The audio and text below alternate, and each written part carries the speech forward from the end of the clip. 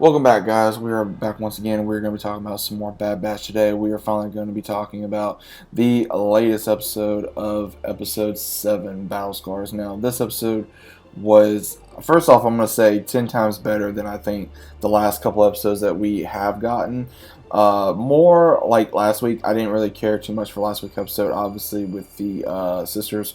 But this episode truly made up for it. So if you guys did not watch it, go check it out.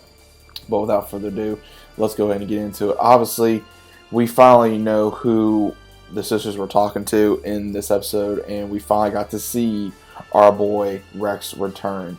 Before then, we do see where the crew was getting away from Trendonian slavers by stealing a lizard, giving it back to Sid, and when they do return, they do not get much of it. Crest back, and the reason why is because they are still trying to be able, I guess, to make square with her after giving up the droid head. And we see where Wrecker as well as Omega, they go to get some type of popcorn or whatever after every kind of mission they want to celebrate. And what's really cool about this is that we see an unknown figure watching, and that's when, of course, Sid and Hunter and the rest of the boys have it out, stating, look, okay, what can we do to make square? She says, well, I'm not running a charity here.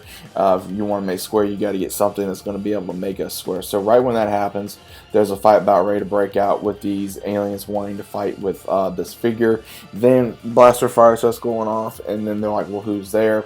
And of course, Rex takes off his hood, and it's Rex. That is the one that the sisters got in contact with. So obviously, anyone that did guess if it was Rex, good, just good theories, man. Because again, it was Rex. It was however they were able to get in contact with him. They didn't even know him. Obviously, they probably had talked to Ahsoka at some point that was like, okay, if you're ever in trouble, contact Captain Rex. So obviously, I think that's gonna be cool because it finally brings Rex into the fold, and it did help with this episode where they all start reuniting, and he starts explaining to them, you know, he's been basically under the radar for a very long time now, ever since the Empire rose.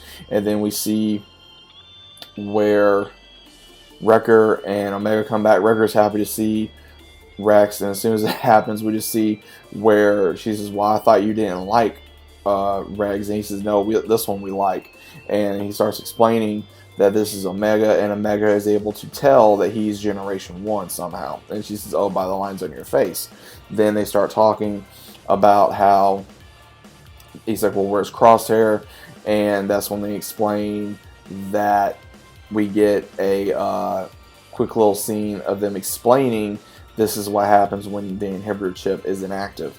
And when that does happen, we see that he's like, you have not gotten your inhibitor chips out. And they're like, no. And he says, why not? And he starts backing up, trying to protect Omega. And he even tells them, look, I do not want to bury any more brothers. We need to get this out now.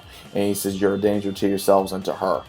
He says, I know what it's like when this chip is active. So he tells them, meet me at these coordinates. They start going. Wrecker is having more headaches. And that's what really brought it on, is that he sees, well, and Rex was able to see right then and there, like, hey, it's the inhibitor chip. That's how come he's having headaches, because again, he's saying more frequent. And when they start going to this planet to meet them at, he's like, well, why would he meet us here? And it's a graveyard of Old Republic ships. Rex meets them, explains that on a Jedi cruiser is how they'll be able to get out their inhibitor chips. That's how he got his out. And when they start escorting him, he starts explaining to Echo that Fives tried to explain to him about the inhibitor chips, but he didn't really understand until it was too late. Then he even informs him that he says, well, how would you even know about the inhibitor chips? And he says, Omega. He says, the kid. So even Rex has some weird theories possibly about Omega that we're even unsure about. But then we also see that they start going, and he says that you have to hide away from the basically the junk collective to make sure that they don't see you. So they start going through different ships and everything, and Hunter just stops, and we see where Tech goes, what's the matter? He says, stay above the water. And when they start trying to get further into the ships, we see where, unfortunately, Wrecker still has a problem with heights. Now, again, I will say this episode did have its comedy moments. It did. Wrecker tries to go across the line that they made almost Indiana Jones style, to where they're trying to get across. Everyone was able to. Obviously, Wrecker was the last one, and with his weight and him being scared, it just broke. He went all the way down, and some type of sea creature monster, which really resembled, I think, the one in Mando and Mandalorian season 2, where Din Djarin faced, which I think could have been the same creature. I'm not entirely sure. Don't quote me on that, but Rucker is able to stop it. He's able to pull back on after it grabs him a couple times. Then, of course, Echo starts blasting and able to save him. And then they go further in. And Rex even explains that if it wasn't for someone helping him, he wouldn't have got his inhibitor chip out. And when he starts trying to get the medical bay where he got his out to grow, they start trying to scan where Wreckers is, and as soon as they're able to talk about it, we see where Omega is really scared about losing basically her new family, and Hunter says we're not going to go anywhere, and Rex is just looking because I think he sees a lot of almost like how Ahsoka was, and I think that's how he sees a lot in her. So obviously, and I'm going to get into another theory here later on, but we do see where Wrecker is having more problem now, and he basically says to Tech, get that away from me. And as soon as Hunter starts talking about them, what happened to the Jedi, and then also with them letting the Padawan go in Order 66, that just clicks. Wrecker just goes into Order 66 mode and starts attacking everybody. No one's able to stop him. Knocks out Tech, goes after everybody else, tells Omega to stay here, and then they start running. And even between Echo and Rex, they get knocked out, and then Hunter even tries to take on Wrecker, and he knocks out Hunter pretty quickly, even though Hunter does give him a good, decent fight. But then even Omega tries to help save them, and she does not want to shoot Wrecker, so she starts to run. And after some running and hiding, it was almost like a horror sequence, really, because, of course, big scary monster that Wrecker was becoming to go after, a little kid. And then we see where finally she's like, I'm your friend. And right when it almost looked like he was holding off to shoot her, which, again, I think he did, as long as he could, like how Rex did against Ahsoka.